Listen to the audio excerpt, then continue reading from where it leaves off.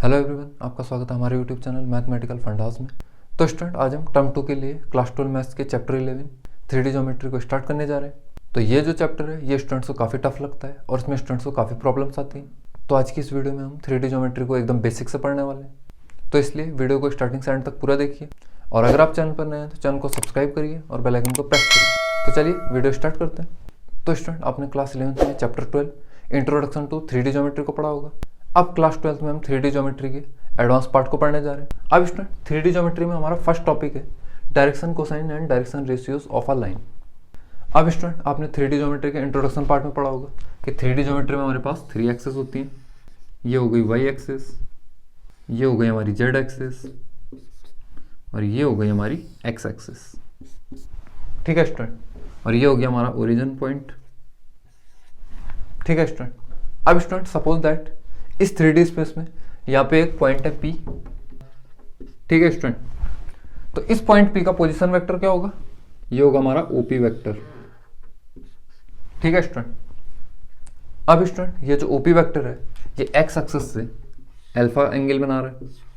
ठीक है स्टूडेंट, ये जो OP वेक्टर है ये y एक्सिस से बीटा एंगल बना रहा है और यही OP वेक्टर इस z एक्सिस से गामा एंगल बना रहा है। ठीक है स्टूडेंट, ये अल्फा बीटा गामा क्या है? Direction angles. तो यानी कि alpha comma beta comma gamma are direction angle. ठीक है स्टूडेंट, अब जब alpha beta gamma direction angle हुए तो इनके कोसाइन क्या हो जाएंगे? ये हो जाएगा कॉस अल्फा, ये हो जाएगा कॉस बीटा, ये हो जाएगा कॉस गामा। इनको हम बोलेंगे डायरेक्शन कोसाइन।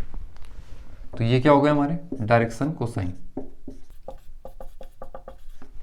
ठीक है स्टूडेंट, अब किसी भी लाइन के जो डायरेक्शन कोसाइन होते हैं उसको हम L, M, N से रिप्रेजेंट करते हैं। ठीक है स्टूडेंट, तो यानी कि L किसके इक्वल हो जाएगा? ये इक्वल हो जाएगा कॉस अल्फा के। और M किसके इक्वल हो जाएगा? ये इक्वल हो जाएगा कॉस बीटा की। और N किसके इक्वल हो जाएगा? ये इक्वल हो जाएगा कॉस गामा की। ठीक है स्टूडेंट, ये हो गई हमारी डायरेक्शन कोसाइन की बात। अब स्टूडेंट, ये जो डायरेक्शन कोसाइन है इनमें एक रिलेशन होता है जो आपको ध्यान में रखना है, जो होता है L square plus M square plus N square equal to 1। ठीक है स्टूडेंट, अब स्टूडेंट ये तो थी डायरेक्शन कोसाइन की बात। अब चलते हैं हम डायरेक्शन रेशियोज पे। अब डायरेक्शन रेशियोज क्या होते हैं? Any 3 number which are proportional to the direction cosine of a line और called the direction ratios of a line. अब सिंपल भाषा में अगर हम कहें तो जो डायरेक्शन रेशियोज होते हैं वो डायरेक्शन कोसाइन के प्रोपोर्शनल होते हैं। अब स्टूडेंट, किसी भी लाइन के डायरेक्शन रेशियोज को हम स्मॉल a, स्मॉल b और स्मॉल c से डिनोट करते हैं। तो स्टूडेंट, अभी हमने क्या पढ़ा कि जो ये डायरेक्शन रेशियोज होते हैं ये डायरेक्शन कोसाइन के प्रोपोर्शनल होते हैं। तो यानी कि यहाँ से क्या आ जाएगा? a प्रोपोर्शनल हो जाएगा स्मॉल l के, b प्रोपोर्शनल हो जाएगा स्मॉल m के एंड c प्रोपोर्शनल हो जाएगा स्मॉल n के। ठीक है स्टूडेंट, तो यानी कि स्टूडेंट यहाँ से a किसके इक्वल आ जाएगा? a इक्वल आ जाएगा लैम्डा l, जहाँ पे लैम्डा क्या है? कोई कांस्टेंट है। और b इक्वल हो जाएगा लैम्डा m और c इक्वल हो जाएगा लैम्डा n। ठीक है स्टूडेंट, अब जहाँ पे जो लैम्डा है वो बिलोंग कर रहा है रियल नंबर को। ठीक है स्टूडेंट, अब स्टूडेंट इससे आगे मैं यहाँ पे लिख लेता हूँ। तो यहाँ पे अगर हम L upon A find out करें तो ये किसके इक्वल हो जाएगा? ये इक्वल हो जाएगा M अपॉन B और ये इक्वल हो जाएगा N अपॉन C के। ठीक है स्टूडेंट, क्योंकि यहाँ पे बात किसकी हो रही है? डायरेक्शन रेशियोज की, तो यहाँ पे हम रेशियो लेंगे। अब स्टूडेंट, अगर हम L अपॉन A को फाइंड आउट करें तो यहाँ से क्या आ जाएगा? L अपॉन A किसके इक्वल हो जाएगा? 1 अपॉन लैम्डा की। अब अगर हम फाइंड करें M अपॉन B को तो यहाँ से M अपॉन B की वैल्यू क्या आ रही है? 1 अपॉन लैम्डा। अब अगर हम फाइंड करते हैं N अपॉन C को तो यहाँ से N अपॉन C की वैल्यू क्या आ जाएगी? 1 अपॉन लैम्डा। तो स्टूडेंट, आपने क्या देखा कि L अपॉन A इक्वल है M अपॉन B इक्वल है N अपॉन C और ये तीनों किसके इक्वल है? 1 अपॉन लैम्डा की।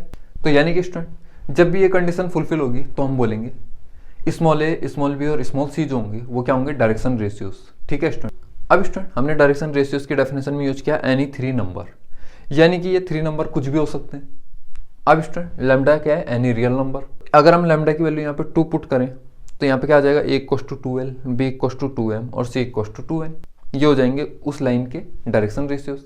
अब सपोज दैट लैम्डा की वैल्यू अगर हम 3 पुट करें तो यहाँ पे क्या आ जाएगा? a equal to 3l, b equal to 3m और c इक्वल टू 3n। तो उस केस में हमारे ये drs हो जाएंगे। तो यानी कि स्टूडेंट किसी भी लाइन के जो डायरेक्शन रेशियोज होंगे उसके इनफाइनाइट नंबर ऑफ सेट्स होंगे। अब सपोज दैट किसी क्वेश्चन में आपको किसी लाइन के डीआरस गिवन है और डीआरस क्या है, ए कॉमा बी कॉमा सी, ठीक है स्टूडेंट, और आपसे उस लाइन के डायरेक्शन कोसाइन को फाइंड आउट करने को बोला जाता है, यानी कि एल एम और एन को आपको फाइंड आउट करने को बोला जाता है। तो आप कैसे फाइंड आउट करेंगे? तो स्टूडेंट सबसे पहले हम क्या करेंगे, इस कंडीशन का यूज करेंगे, क्योंकि हमें क्वेश्चन में क्या गिवन है कि ए बी और सी क्या है, direction ratios of a line. तो जब ये डायरेक्शन रेशियोज होंगे तो ये कंडीशन फुलफिल होगी। तो यानी कि क्या हो जाएगा, एल अपॉन ए ये इक्वल हो जाएगा एम अपॉन बी और ये इक्वल हो जाएगा एन अपॉन सी, ठीक है स्टूडेंट। अब सपोज दैट ये तीनों रेशियोज किसके इक्वल है, लैम्डा के, ठीक है स्टूडेंट। अब स्टूडेंट अगर हम फर्स्ट रेशियो की बात करें तो एल अपॉन ए इक्वल है लैम्डा के, तो यहाँ से एल की वैल्यू क्या आ जाएगी, एल आ जाएगा ए लैम्डा के इक्वल, कॉमा। अब similarly m upon b equal हो जाएगा लैम्डा के, तो यहाँ से एम की वैल्यू क्या आ जाएगी, m equal to b lambda. अब similarly n upon c equal हो जाएगा लैम्डा के, तो यहाँ से एन की वैल्यू क्या आ गई, सी लैम्डा, ठीक है स्टूडेंट। अब स्टूडेंट मैंने आपको वीडियो की स्टार्टिंग में बताया था कि जो डायरेक्शन कोसाइन होते हैं उनमें क्या रिलेशन होता है, l square plus m square plus n square equal होता है 1 के, ठीक है स्टूडेंट। और एल की वैल्यू ये रही, एम की वैल्यू ये रही और एन की वैल्यू ये रही, तो इस एल एम एन की वैल्यू को हम इस इक्वेशन में पुट कर देंगे।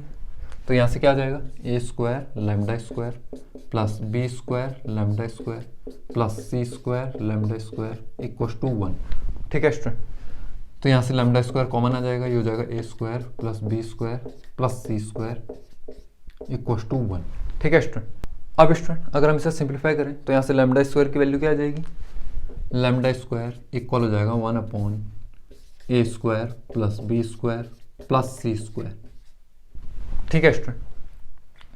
तो अगर हम इसे फर्दर सिंप्लीफाई करें तो यहाँ से लैम्डा की वैल्यू क्या निकल के आ जाएगी, यहाँ से लैम्डा की वैल्यू आ जाएगी plus minus 1 upon square root of a square plus B square plus C square, ठीक है स्टूडेंट। अब स्टूडेंट ये आ गई हमारी लैम्डा की वैल्यू, तो यहाँ से एल की वैल्यू क्या आ जाएगी, एल इक्वल हो जाएगा plus minus a upon square root of a square plus B square plus C square, ठीक है स्टूडेंट। अब सिमिलरली एम की वैल्यू क्या आ जाएगी, यहाँ से एम इक्वल हो जाएगा plus minus b upon square root of a square plus B square plus C square, ठीक है स्टूडेंट। अब सिमिलरली एन की वैल्यू क्या आ जाएगी, तो एन इक्वल हो जाएगा plus minus c upon square root of a square plus B square plus C square, ठीक है स्टूडेंट। तो स्टूडेंट जब भी आपको किसी लाइन के डायरेक्शन रेशियोज गिवन होंगे तो उसके डायरेक्शन कोसाइन को हम इस टाइप से फाइंड आउट करेंगे। अब स्टूडेंट हम चलते हैं नेक्स्ट टॉपिक पे। नेक्स्ट टॉपिक क्या है, direction cosine of a line passing through 2 points. अब स्टूडेंट आपको इस फिगर में क्लियर दिख रहा होगा कि यहाँ पे एक लाइन है ए बी जो कि पॉइंट ए से भी पास होती है और पॉइंट बी से भी पास होती है। अब स्टूडेंट इस लाइन ए बी के हमें डायरेक्शन कोसाइन को फाइंड आउट करना है, तो सबसे पहले हम क्या करेंगे, इस लाइन ए बी के डायरेक्शन रेशियोज को फाइंड आउट करेंगे। तो यानी कि स्टूडेंट 2 पॉइंट से पास होने वाली लाइन के डायरेक्शन रेशियोज क्या होंगे, वो होंगे x2 minus x1 comma y2 minus y1 comma z2 minus z1, ठीक है स्टूडेंट। तो यानी कि स्टूडेंट इस लाइन ए बी के जो डायरेक्शन रेशियोज होंगे वो क्या होंगे, x2 minus x1 y2 minus y1 और z2 माइनस z1। तो ये आपको क्लियर हो गया होगा। तो ये तो थी डायरेक्शन रेशियोज की बात, बट हमें क्या फाइंड आउट करना है, डायरेक्शन कोसाइन। तो स्टूडेंट इस लाइन के डायरेक्शन कोसाइन क्या हो जाएंगे, x2 minus x1 upon a b comma y2 minus y1 upon a B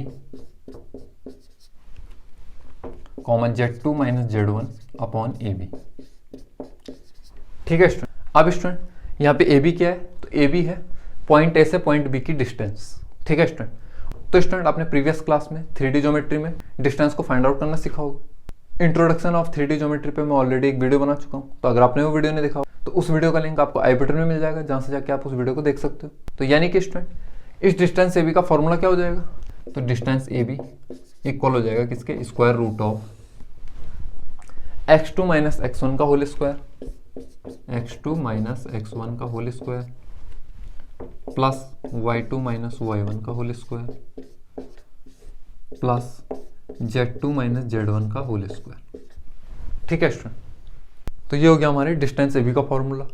तो आई होप आपको ये क्लियर हुआ होगा। तो स्टूडेंट आज की इस वीडियो में इतना ही। आज की इस वीडियो में हमने किसी भी लाइन के डायरेक्शन कोसाइन को और डायरेक्शन रेशियोज को फाइंड आउट करना सीखा। उसके बाद हमने डायरेक्शन कोसाइन में रिलेशन को सीखा। उसके बाद हमने सीखा कि जब भी हमें किसी भी लाइन के डायरेक्शन रेशियोज गिवन हो तो उस लाइन के हम डायरेक्शन कोसाइन कैसे फाइंड आउट करते हैं। और फाइनली हमने क्या सीखा कि 2 पॉइंट से पास होने वाली लाइन के डायरेक्शन रेशियोज क्या होते हैं और 2 पॉइंट से पास होने वाली लाइन के डायरेक्शन कोसाइन क्या होते हैं। अब स्टूडेंट नेक्स्ट वीडियो में हम एक्सरसाइज 11.1 के कुछ क्वेश्चन को सॉल्व करेंगे जिससे आपको और क्लैरिटी आ जाएगी। तो आई होप गाइस आपको ये वीडियो पसंद आया होगा। तो अगर आपको ये वीडियो पसंद आया हो तो वीडियो को अभी के अभी लाइक करें और अपने सभी फ्रेंड्स को शेयर करें और कमेंट करके बताएं कि आपको ये वीडियो कैसा लगा। और स्टूडेंट क्लास 12 मैथ्स की टर्म 2 से रिलेटेड और ऐसी वीडियोस को देखने के लिए चैनल को सब्सक्राइब करिए और बेल आइकन को प्रेस करिए। और स्टूडेंट आप मुझे मेरे सोशल मीडिया हैंडल्स पर फॉलो कर सकते हैं। तो मिलते हैं आपसे नेक्स्ट वीडियो में, तब तक के लिए थैंक्स फॉर वॉचिंग।